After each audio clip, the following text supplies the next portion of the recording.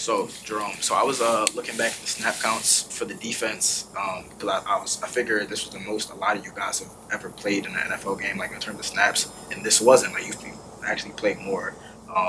Can you compare Sundays in terms of the heat and the toll it took on you guys? Can you compare that personally to any other games that you played?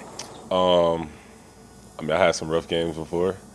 I know. I think that was last year in New England.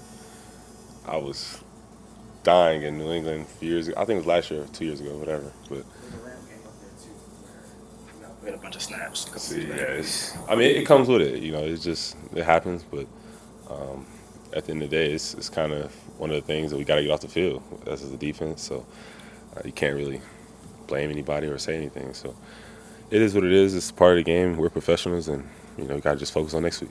Is there anything that sticks out with the first couple red zone trips compared to the ones at the end of the game? Like the first two, it seemed like you guys ran some blitzes. Maybe a guy was left a little opener, not as covered as closely. What stuck out to you about those final two red zone stops? I think it's just really a communication thing.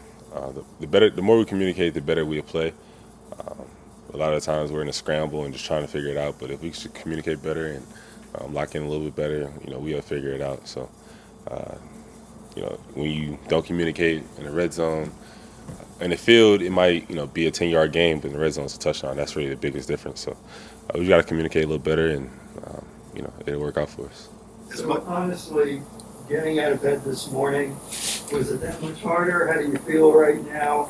Is your body telling you that you were in a draining game yesterday? I mean, it's one of those things that we're professionals. You're going to feel sore, you're going to feel tired.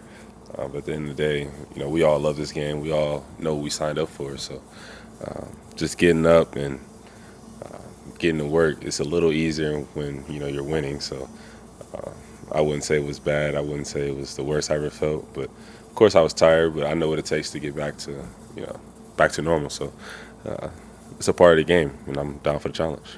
As much as you played, Javon Holland played nearly 100 snaps total between view on special teams and obviously on defense.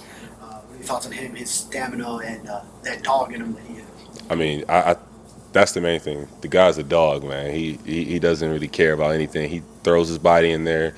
He'll run 100 yards in one play. Whatever it is that our defense need, um, he'd do it. He really came into this year, and he's definitely been a leader for our team, our defense. So it's just really that's the work he put in, and you know now we just expect that of him every game. Now I'm definitely happy for him. Rick, how do you assess the day on, the day on defense where you give up a lot of yards, Yeah. where you're holding to the defense? As a defensive player, of course, we're not happy about that. If we get off the field more, we have less snaps, and it's just a trickle down effect. If we just lock in and do a little better, it'd be easier on a lot of us. So, am I happy with the performance we had? Uh, you know, that's whatever. At the end of the day, we won, so that's all that matters. So, we definitely got to just play better Thursday, and it's going to be a good challenge for us. Jerome, what's your approach kind of this week on a short week getting ready for Cincinnati? Everything just speeds up. The recovery, you got to lock in on the recovery. You got to come in. There's really no off days. You got to just come in and just watch film and get it done. Uh, it's one of those things. It is Thursday night, so you're going to be the only one playing. So when it actually comes down to it, you're going to have the energy. You're going to be fine. It's just really a mentality of you can't feel sorry for yourself. You can't say you're sore, you're tired. You got to go in there, perform, and get it done. And those next few days, you'll have a little time to rest. So I'm sure all of us will be fine, and we're ready to go. It's still early in the season too. Like it's not like it's week 13 or 14. It's still early, so we'll be fine. Going back to Ohio? Oh yeah, definitely. I'm definitely really excited to play against Joe. That's my boy right there. So definitely, it's gonna be a fun one, and of course we're gonna talk a little stuff, but it's all love, and I'm definitely excited to play against him. What's going to go into that recovery aspect over these 3 days before you travel? For me, Yeah. for me, it's a lot of sleep. I sleep quite a bit, and it's just really the ice tank for me. I try to get in the cryo, but I don't know if I'm ready for that one yet. So the cold tank is where I'm gonna stay at. Jerome, I was just curious.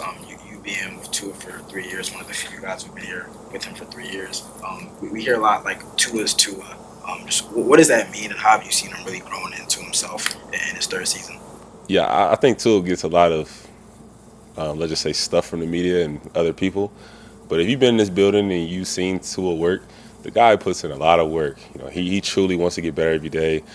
You can see, years, when he's first few years, you can see the flashes of this guy's going to be special. And I'm just happy this year, he really just shown it to the world. And it's kind of one of those things of we all kind of knew it was there, and just now everybody else is seeing it. So I'm definitely happy for him. He's a great guy, great player, great teammate. You just can't help but to be happy for him. What stands out to you when you remember your days with Burrows at Ohio State? What stands out? The guy was a competitor. That was the main thing. Like, he had some guys in front of him, whatever. He didn't care, man. He just came in and worked. Even going back to high school, when he played in the state championship game, the guy just found a way to just make plays and win games. So it's going to definitely be a fun one Thursday. I know last year he had a great year, so man, I'm just happy for him, but I'm also excited just to play against him. Do you expect him to get to where he is? What, to the NFL? Or to get to NFL and starring in the NFL? Oh, yeah. I mean, just his personality, the way he goes about his business, it's kind of hard not to, see that. So early on, you could just see he just want to win. He do whatever to win. He plays with a swagger. When you just play with him, you can just feel that, oh, we're good. He's going to get us there. And just the credit to him, man. Credit to him, how he was brung up, everything he'd been through. So just all credit to him. We've heard stories about him at Ohio State being extremely competitive even with basketball. Do you have a story, like just something, even if it's not football related, but something you remember about him? So we used to have like these the mat drills, and you had basically one-on-one, pull a tire, whatever.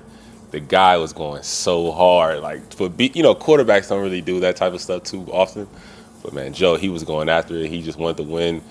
Just to see that drive, that passion he had, it's hard not to, be happy for him, and really rubs on everybody else. So he just always had that passion, and he just wanted to win. And Thursday, I'm trying to stop that.